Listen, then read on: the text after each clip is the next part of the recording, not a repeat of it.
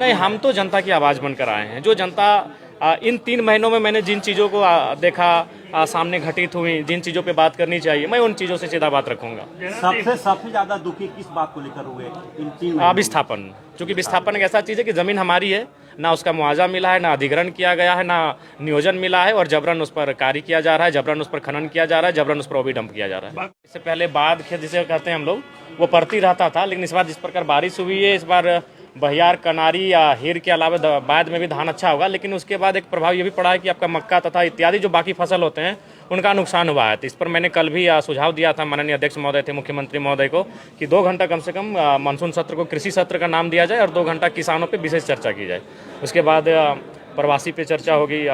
विस्थापन आज बहुत बड़ा मुद्दा हो चुका है। रिम्स 2 के नाम पे आप देख रहे हैं रोज जो तनावपूर्ण माहौल तैयार हो रहा है इस राज्य में, तो उन सब चीज़ों पे चर्चा होना अति आवश्यक है।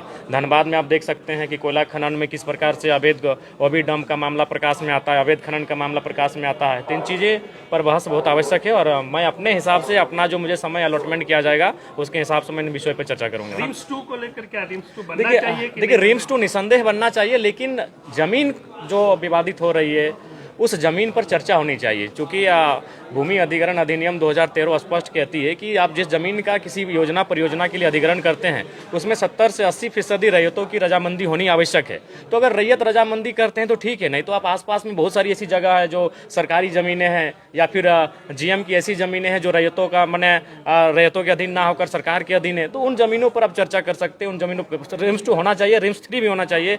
आज सबसे ज़्यादा अगर बुरा स्थिति राज्य में किसी चीज़ का है तो स्वास्थ्य का है, क्योंकि हम लोग माननीय विधायक है तो हम लोग प्रतिदिन इन चीज़ों से गुजरते हैं। लोग हमारे पास आते हैं, विधायक जी मदद करिए, विधायक जी डॉक्टर को फ़ोन कर दीजिए, विधायक जी कुछ फी माफ़ करवा दीजिए। ये प्रत्येक दिन कम से कम औसतन 5 से 10 समस्याएं आती हैं स्वास्थ्य संबंधी। तो निस्संदेह रिम्स 2 रिम्स 3 तक होना चाहिए, लेकिन विवाद नहीं होना चाहिए। जनाब जी, झुकाव किधर रहेगा सदन के भीतर आपका?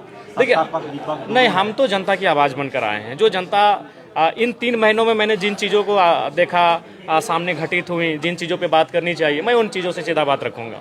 सबसे ज्यादा दुखी किस बात को लेकर हुए इन 3 महीनों में? विस्थापन, क्योंकि विस्थापन एक ऐसा चीज़ है कि ज़मीन हमारी है, ना उसका मुआवजा मिला है, ना अधिग्रहण किया गया है, ना नियोजन मिला है, और जबरन उस पर कार्य किया जा रहा है, जबरन उस पर खनन किया जा रहा है, जबरन उस पर ओबी डंप किया जा रहा है। बागमारा में जिस तरीके से चाल धंसने से हादसा हुआ, आए दिन ऐसे हादसे। देखिए, बागमारा में ये बागमारा, झरिया, धनबाद या फिर कोयलांचल की जो सीमा है उसमें ये नया नहीं है। इसका कारण है कि अवैध माइनिंग, तो इसके लिए कहीं ना कहीं सरकार के जो खासम लोग हैं उनका संरक्षण प्राप्त है। आप एक जिले में जहां कई IAS IPS हैं, अगर वहां इस प्रकार का कार्य होता है और उनके जानकारी में नहीं है, ये तो हो ही नहीं सकता है। तो हमें लगता है कि इस पर मानवता का भी ध्यान रखना चाहिए। हर चीज़ पूंजी और मुनाफा नहीं होता है। जिस प्रकार लोगों की जानें चली जा रही हैं और उस पर कार्रवाई तक नहीं होती है, ये बहुत ही दुर्भाग्यपूर्ण है। जी, 7 तारीख से मुखिया लोग, जनप्रतिनिधि विधानसभा को घेरने आ रहे हैं।